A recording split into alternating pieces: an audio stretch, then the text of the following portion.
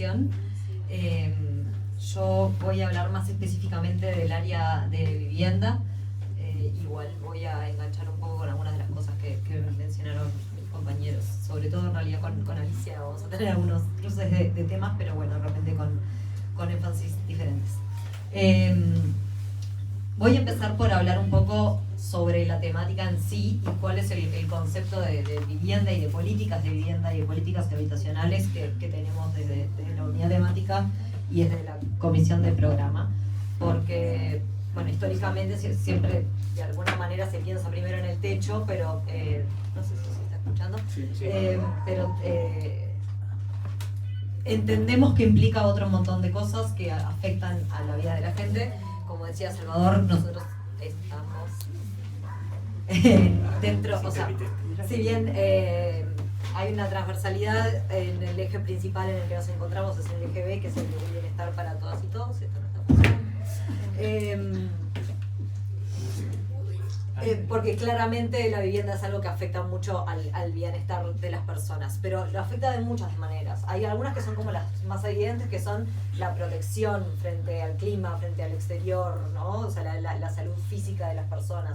Pero en realidad, bueno, después también nos empezamos a dar cuenta que hay una cuestión de espacialidad y de poder desarrollar las tareas, como decían, qué educación pueden tener los niños si no tienen un espacio adecuado donde trabajar, donde hacer los deberes.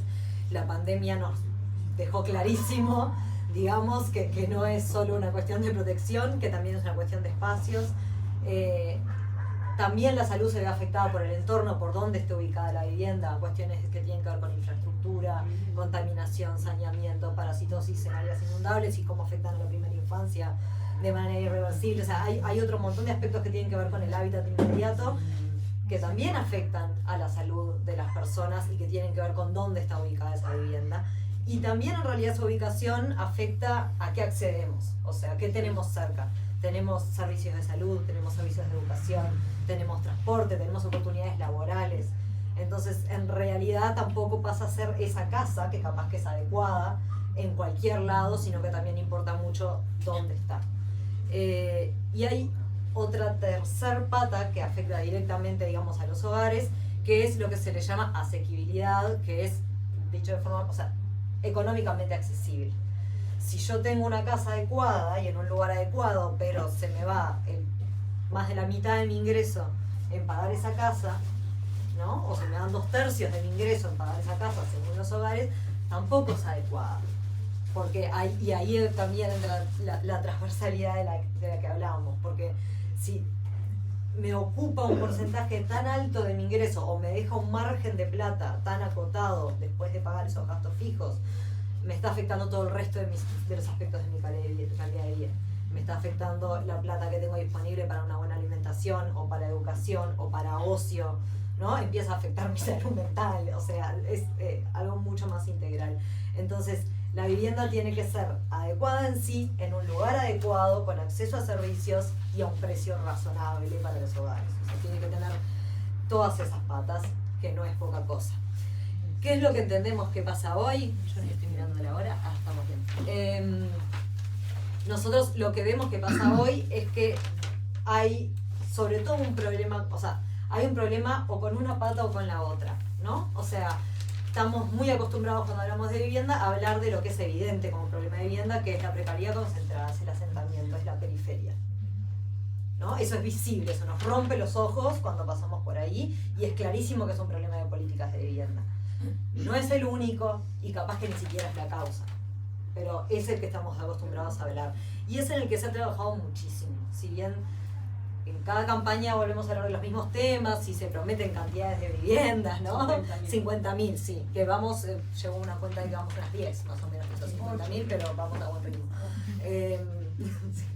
Pero nada, siempre se habla de esa parte, ¿no? Y se trabaja mucho en regularización, en realojos. En los 15 años de gobierno del Frente evolucionaron mucho las políticas de vivienda en estos temas, actuando de manera mucho más conjunta entre el nivel nacional y el departamental, cosa que ahora por supuesto se ha desarticulado muchísimo.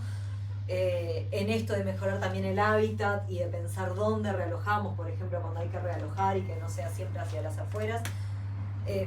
pero parece siempre no ser suficiente. Ahora, de esta pata es de la que de alguna manera estamos más acostumbrados a hablar y de la que si bien siempre vamos a necesitar más recursos, estamos de acuerdo en que es difícil hablar de recursos cuando no sabemos con qué país nos vamos a encontrar, y no es en lo que quería hacer foco el día de hoy, sino que en realidad lo que quería hacer foco es la otra pata, ¿no? O sea, ¿por qué la gente se sigue viendo expulsada? ¿Por qué a pesar de todo lo que invertimos en asentamientos, la mancha urbana sigue creciendo? Entre 96 y 2004 creo que era, pero soy mala para los números, para acordarme, la población del área metropolitana creció un 2,3% y en el mismo periodo la superficie creció un 30%.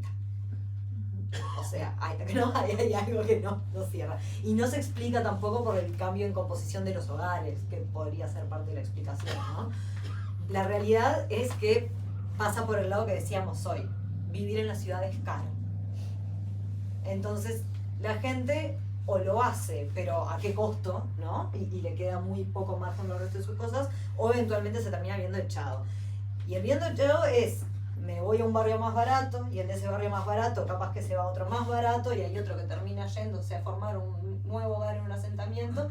Y también es la segregación hacia, bueno, estoy en una buena posición, pero en realidad por la misma plata puedo tener una casa con fondos y me voy hacia el este, ¿no? Y eso nos empieza a generar también un territorio cada vez más fragmentado.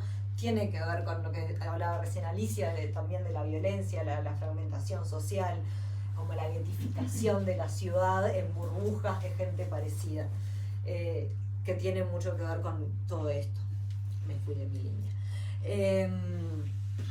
Entonces, bueno, ¿cuál es el tema? Si no modificamos la forma en que la gente puede acceder a la ciudad que ya tenemos, nosotros que somos una sociedad que en realidad, vamos a tener el censo ahora dentro de poco, pero crece poco, la realidad es que no crecemos significativamente, tenemos en áreas, mismo en zonas como esta, en el centro, en Ciudad Vieja, cuántas casas hay abandonadas o muy desaprovechadas, deterioradas, que tampoco le hacen bien a la ciudad, ¿no? Que terminan ocupadas. No tenemos un problema de necesitar expandirnos, sino que tenemos un problema de necesitar aprovechar mejor la ciudad que tenemos y que la gente pueda acceder a ella. O sea, es lo que decían recién, bueno, el mercado no lo está resolviendo solo.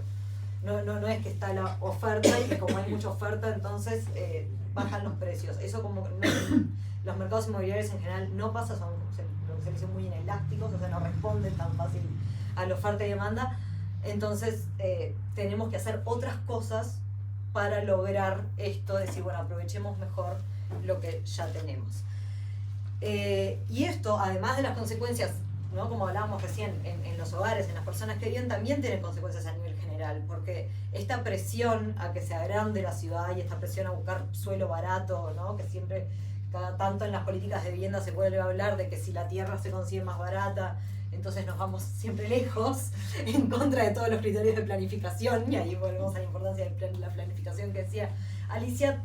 También tiene otras consecuencias, porque es el Estado gastando en la infraestructura para ampliar esa ciudad, ¿no? de manera infinita, y es ambiental. Es ambiental por las distancias que tenemos que después recorrer todos los días para ir a nuestros lugares de trabajo, por ejemplo, que por más autos y ómnibus eléctricos que pongamos sigue siendo un gasto energético innecesario. Es ambiental por los recursos que se tienen que invertir para construir esa infraestructura, y es ambiental porque estamos consumiendo suelo, ¿no? Y en otras áreas podremos discutir si tiene que crecer la torta para repartirla, pero el suelo no va a crecer, ¿no? Hasta el día que lleguemos a algún otro planeta. Y la realidad es que si la ciudad se expande, es suelo que podría ser productivo, que se está consumiendo, o ecosistemas, ¿no? Como pasa, claro, la costa ¿no? Que cada vez hay una cuestión con los ciclos de las dunas que hay que preservar y después no se preserva, o los conflictos que había con la ampliación ahora de la ruta 102 y los ecosistemas a los que afectaba. O sea, tiene un montón de aspectos, pero además, si lo vinculamos con lo productivo, y acá me voy a meter mucho más en algo de lo que sé poco, pero ella capaz que me puede apoyar. En general, quienes están más cerca de los centros poblados y de las ciudades, pero en el medio rural, no son los grandes productores sojeros, intensivistas, con un modelo que en realidad no se le hace bien al suelo, son los pequeños productores familiares, son las pequeñas comunidades. Es a ellos a los que la ciudad va a presionar, a echarlos para comprar ese suelo barato. Entonces, la importancia de preservar y de aprovechar la ciudad que tenemos tiene un montón de ramificaciones sociales, económicas, ambientales, etc. Y ya me extendí un montón.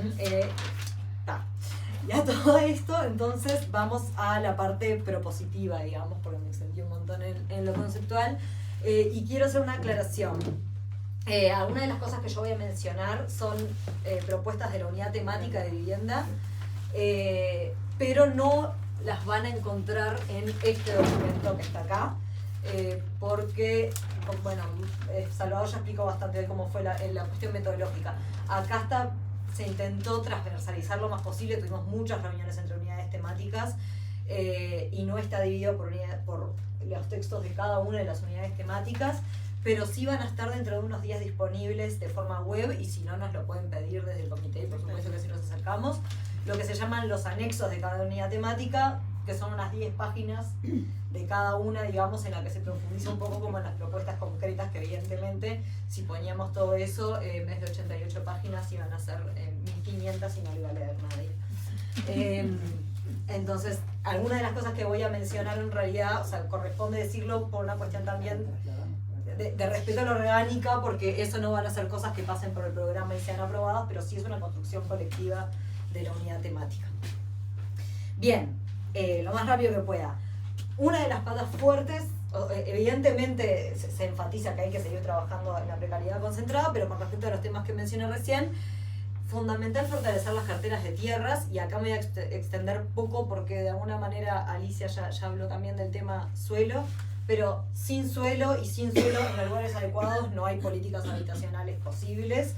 Y en esto, como decía Salvador, tenemos organismos, tenemos leyes, tenemos un montón de instrumentos, sobre todo desde la Ley de Ordenamiento Territorial del 2008, también con la Ley de Expropiaciones, que no sé si se llama así, del 2018, tenemos instrumentos legales. En Montevideo se aplican muchísimo más que en el resto de los departamentos, sin duda, porque además existen carteras de tierras desde el 90, o sea que, digamos, es algo que está como más sistematizado, pero necesitamos que esté más sistematizado en todo el país. Y además dotado de recursos, porque si tenemos las herramientas legales, pero después implica a veces recursos presupuestales para poder hacerse el suelo, o sea, se intenta, por ejemplo, en algunos casos se puede cambiar por deuda, o sea, se hace un trabajo proactivo grande de intentar salir a buscar suelo desaprovechado dentro de las áreas urbanas, pero cuando implica recursos se complica más, entonces en realidad es necesario que también haya un apoyo económico, digamos, atrás de los sistemas de carteras de tierras. Pero de vuelta, en realidad, todos instrumentos en los que se trabajó muchísimo en los últimos años, la miro a Alicia porque ella trabajó muchísimo en el SUBI, en el plan SUBI desde la Intendencia, y las herramientas están, necesitamos aplicarlas más. Después, bueno, creo, o sea, programas de mejora de vivienda existente hay, creo que es algo que debería fortalecerse. Pero bueno, nosotros sobre todo en lo que hicimos hincapié en nuestra parte de anexos es en el área de alquileres. Es una realidad que cada vez es más difícil acceder a la compra, tampoco es la opción de todo el mundo intentar acceder a la compra, porque la vida también es más cambiante y más dinámica de lo que era hace 50 años. Entonces entendemos que es necesario contar con un sistema de alquileres regulado. Hay una disposición legal de no regular los alquileres hasta el año 2032, creo, o 30 y algo, por lo cual no puede ser obligatorio. Entonces nosotros lo que proponemos es hacer un sistema paralelo, opcional, de alquiler regulado, pero que cualquier tipo de beneficio estatal sea solo para quien opte por ese sistema. Entonces, por ejemplo, capaz que a la persona que compra apartamentos para poner a alquilar, pero elige acogerse a cierta regulación de precios, se le rebaja la contribución inmobiliaria de esas unidades, por ejemplo. Se le dan préstamos para mejoras con tasas muy bajas de interés, para que pueda tener esos apartamentos en mejores condiciones. Se le da la garantía del Estado para alquilar, o sea, el concepto es, si yo te voy a ayudar, vos me tenés que dar algo a cambio, ¿no? Entonces, bueno, decir, no es obligatorio, quien quiera seguir alquilando al precio que sea, que lo haga, pero sin apoyos estatales, ¿no? Y de esa manera lograr generar un mercado paralelo al alquiler regulado, que de alguna manera sí pueda hacer un poco de contrapeso al mercado de alquileres. También proponemos intentar construir un stock de alquiler de propiedad estatal. Obviamente es algo más difícil de construir, implica grandes inversiones. Hay algunas ideas distintas de cómo podrían ser distintas formas de intervención para financiar esto, pero obviamente es más complejo. Pero la idea es, bueno, debería existir al menos algo de stock estatal de vivienda. Y hay que buscar la forma de financiar eso. Aunque sea mínimamente, por ejemplo, para ciertos casos, para ciertas vulnerabilidades, para ciertas emergencias, o para tener, como pasa a veces, decís, bueno, este lugar, acá podría construir 20 viviendas, pero tengo 2 familias viviendo. Bueno, por lo menos tengo que tener una vivienda para darles mientras se construye esto, aunque después vayan a volver a vivir en el mismo lugar. O sea, fundamental empezar a construir eso, y bueno, y hay como algunas ideas de formas en las que se podría financiar. Pero obviamente eso ya entra más en un área de programa de gobierno, digamos, más específico. Dentro de esto también mencionamos la necesidad de revisar el régimen de vivienda promovida, que no sé más o menos el nivel de, o sea, si saben de lo que se trata, pero muchos de los edificios nuevos que se construyen ahora son por un montón de exoneraciones de impuestos. El objetivo fue bueno y parte de los efectos de la ley estuvieron bien, en el sentido de que redireccionó la construcción hacia áreas que era deseable que se redensificaran, y en ese sentido fue una buena ley, pero la realidad es que los efectos de que bajaran los precios, como decíamos hoy, nunca se logró.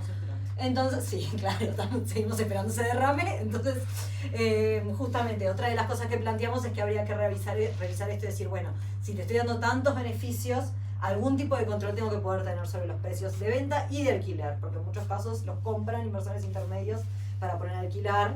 Entonces lo mismo, decir, bueno, si te voy a ayudar, que esté condicionado de alguna manera a algo. Y para cerrar, es algo bastante puntual, pero quiero mencionarlo porque es un tema que me parece que salta a la vista y que recién ahora estamos volviendo a tener números, que es la gente en situación de calle.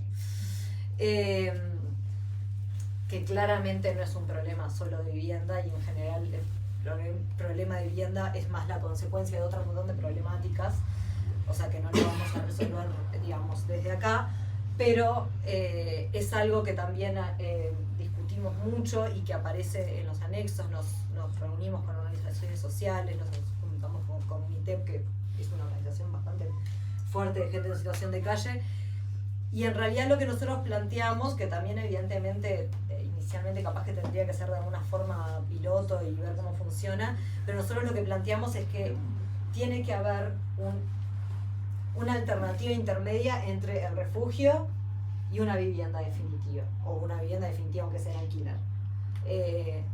Justamente por esto de la multiplicidad de problemáticas que están involucradas cuando hablamos de gente en situación de calle. Entonces, existen a nivel de Montevideo, hay 3 casas diurnas para gente en situación de calle, pero son solo diurnas, y después están los refugios. Y bueno, hemos visto ejemplos internacionales que son muy positivos, y incluso había algún proyecto de piloto dentro del proyecto Fincas Abandonadas que no se pudo llegar a concretar con el cambio de gobierno, pero tendría que ser algo en el que digas, bueno, acompaña a la persona a volver a ganar independencia. Entonces, que de repente sea como una especie de co-living, como se dice ahora, de pensión, en el que vos tengas un espacio individual donde a poco puedas volverte a acostumbrar a tener tu casa propia, a tener ciertos hábitos cotidianos y demás, pero con espacios comunes importantes y donde haya una presencia grande de equipos interdisciplinarios, o sea, terapéutico, de reinserción laboral, de capacitación, o sea, como un acompañamiento social fuerte, que fuera un lugar donde la gente de repente atraviesa unos meses, sobre todo a la salida de instituciones. O sea, muchas veces la gente que termina en situación de calle es gente que sale de instituciones psiquiátricas o de privación de libertad o situaciones por el estilo. Entonces, bueno, tiene que haber algo que pueda hacer la transición entre eso y que la persona vuelva a generar una independencia, o si no lo va a generar nunca, que también sea un lugar donde se pueda identificar, pero en definitiva tiene que haber algo intermedio que le dé la posibilidad a esas personas de volver a ordenarse, ¿no? Volver a insertarse en la sociedad, y es imposible pensar en que eso pase de un día para el otro con las opciones que existen hoy para la gente en situación de calle. Esas eran las cosas que quería mencionar porque me parece que son como las más diferentes, digamos, de programas anteriores. Rescato, igual que mis compañeros, la forma en la que se ha trabajado y este trabajo transversal. No ha sido fácil, pero creo que de alguna manera ha dado sus frutos, porque en el trabajo de cada una de las unidades temáticas o en cada uno de los ejes se pueden ver como elementos que son consistentes con lo que dicen otros lados, y eso es el resultado de un montón de horas de trabajo y de reuniones y demás, que está buenísimo. Repito que los documentos largos van a estar disponibles en los próximos días en la web del Frente Amplio, y hasta fines de octubre está abierta la recepción de aportes sobre el programa. Va a haber un formulario, o sea, va a ser como una especie de form online para llenar, pero bueno, en realidad también lo que se planteaba ayer en la reunión era que, o sea, que la tecnología no sea un impedimento para que los aportes lleguen de alguna manera, si lo centralizan en el comité, si no se contactan con alguien de la comisión de programa para que se los ayude, porque en principio la idea es recibir los aportes solo por esa vía, pero bueno, todos los aportes son bienvenidos y quedamos a disposición. Muy bien, muchas gracias.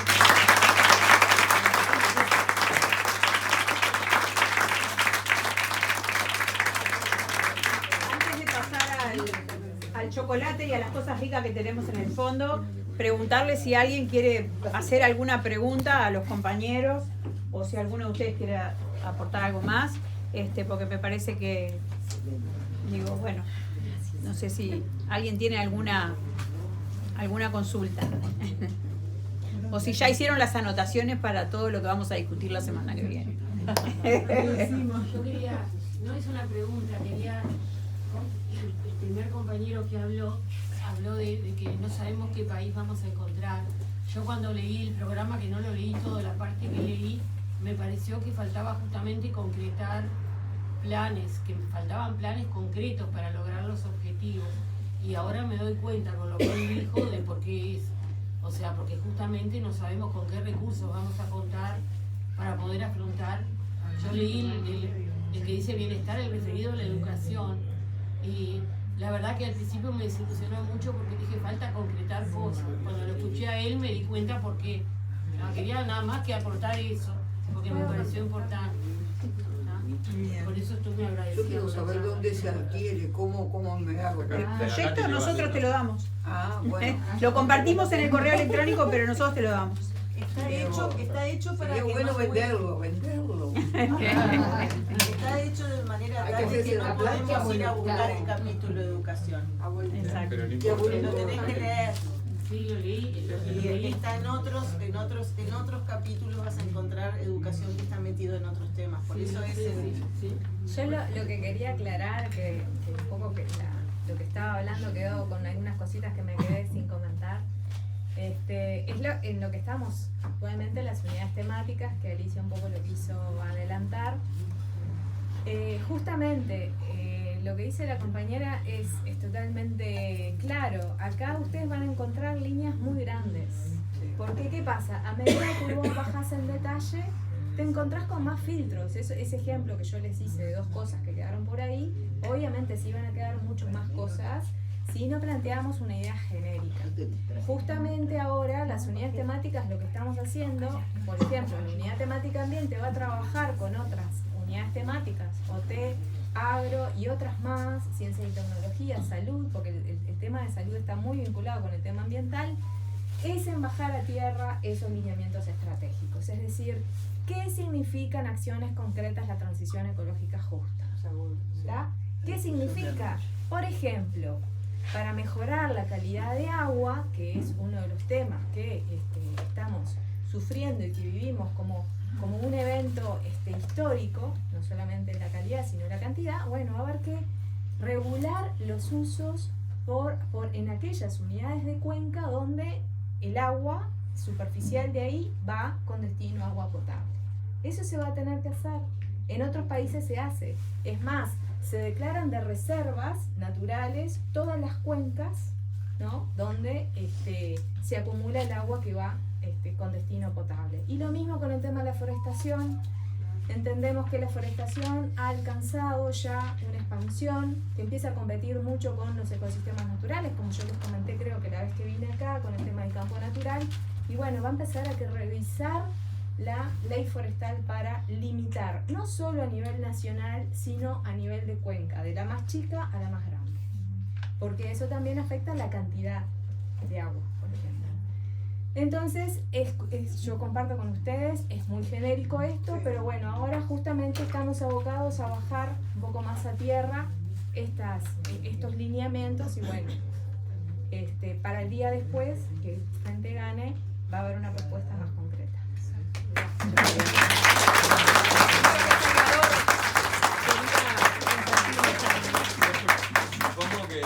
Supongo mis compañeras tienen algunas cosas más para aportar, pero yo quería comentar algunas pistas para encontrar cosas acá. Les recomiendo, porque están numerados, cada renglón para poder plantear. A partir del renglón 150, más o menos, 150, lo que planteaba la compañera no habla tanto del país, pero sí del contexto mundial. Y me parece que es muy importante ese párrafo donde habla de las grandes tendencias globales del siglo XXI. Bueno, los temas ambientales están mencionados, ¿no? Se habla de los cambios científicos tecnológicos, las transformaciones productivas, la automatización del trabajo, cosas que no estaban de repente hace 5, 10, 15 años tan presentes como cambios o como tendencias. Obviamente las necesidades de dar respuesta al cambio climático y a la crisis ambiental, que es la crisis principal de nuestra época. El cambio cultural, que incluye la cuarta ola feminista, los cambios en pautas socioculturales y de modelos de familia, son cosas relativamente nuevas que exigen respuestas distintas a las que se estaban planteando hace apenas 10 años, ¿no? Las nuevas ruralidades. Las nuevas ruralidades, bueno, no está dicho así, pero hay que considerarlo dentro de eso. Es decir, eso hay que meterlo como una especie de dato de contexto para entender no solo la incertidumbre de cuánto dinero va a haber, sino también de qué sociedad, qué economía, qué sistema productivo. Entonces, de alguna manera, y lo llevo a otro, que al final del preámbulo, visión de largo plazo, 330 en adelante, ¿no? Y particularmente 340 en fin. Recién Carolina hablaba del tema de un gobierno que no tiene rumbo. Yo creo que hay una situación ambigua ahí, porque todos estamos de acuerdo que este gobierno en muchas cosas no tiene rumbo, pero en otras tiene un rumbo muy claro, ¿no? Recuerden a Arbeleche diciendo que había que prender los motores de la economía, ¿no? ¿Qué era prender los motores de la economía? En realidad era liberar de cargas fiscales y una cantidad de restricciones a aquellos complejos productivos, básicamente el agronegocio, etcétera, que supuestamente en esa visión liberal de la economía generan determinado incremento de la actividad económica y supuestamente al cabo de eso derraman cosas que todavía estamos esperando, ¿no? Es decir, que hay ciertos rumbos, pero en otras cosas no. Claramente la infraestructura, ¿no? Alicia hablaba de que el 1 de marzo se suprime, no se suprimió el 1 de marzo, pero de buenas a primeras, la Dirección de Planificación de OPP. Porque claro, eso es un símbolo. Es una señal de decir, no vamos a planificar el desarrollo de una infraestructura, por ejemplo, que sustituya la generación de energía con determinadas condiciones, o por ejemplo, que construya los reservorios de agua potable para asegurar, ¿no?, justamente el suministro a la región metropolitana, o las plantas de tratamiento, o lo que sea, digamos. Separó la planificación y acá se plantea que el Uruguay tiene que tener una estrategia nacional de desarrollo. Esto es el pensamiento del Frente Amplio, ¿no? que tiene que haber una estrategia nacional de desarrollo. Hoy el gobierno dice, el país no tiene que tener una estrategia. Yo creo que ese es el gran diferencial, ¿no? Renuncia a tener una estrategia y el Frente Amplio dice, el país tiene que volver a construir una estrategia, que tiene que ser preceptiva para el sector público, es decir, que lo que haga el Estado tiene que estar alineado con esa estrategia, e indicativo para el sector privado y la sociedad, y que debe incluir los grandes lineamientos, las grandes carreteras por donde circulan las políticas de corto y mediano plazo. Es decir, ¿qué es esa estrategia? Es una mirada de largo plazo que es preceptiva para el sector público, indicativa para el sector privado y la sociedad, y que alinea las políticas de corto y mediano plazo. Bueno, esto existió, no del todo perfecto, en los 15 años de gobierno del Frente, y hay que volver a construirlo con los nuevos datos de contexto para el futuro, ¿no? Ese es un poco el meollo del programa. Ahora, claro, bajar a tierra esto, bueno, será plataforma electoral, plan de gobierno, medidas concretas. Acá no van a encontrar medidas concretas, hay algunas, pero no van a estar acá, porque además no deben estar. Recuerden el programa del 71, recuerden el del 84, el del 89, el del 94. Este es el acuerdo político del Frente Amplio, ¿no? Que es coalición y movimiento. Luego, claro, obviamente la interpretación de este acuerdo conceptual se traduce en planes de gobierno y en medidas concretas. Pero esto ha sido siempre así. Si no, tendríamos una Biblia o una especie de enciclopedia británica donde cada cosa que se vaya a hacer está escrita. No va a estar escrito así, ¿no? Creo que eso también es recordar nuestra propia construcción histórica y política para saber que el programa no es la enciclopedia británica, ¿no? El programa es un acuerdo político y esto es lo que tenemos que llegar a aprobar el 10 de diciembre.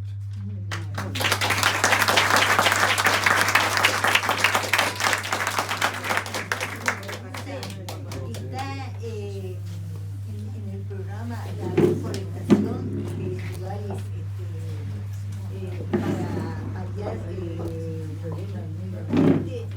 Lo que está ahí en el programa que hoy lo estuve revisando es justamente el tema de la calidad, de conservar, preservar y restaurar la calidad de los ecosistemas naturales. Y ahí en realidad abarca todos, tanto los ecosistemas terrestres como los acuáticos, por ejemplo. Porque sería una cosa también, ¿no? Porque si otros países lo implementan, capaz que nosotros también ayudaría.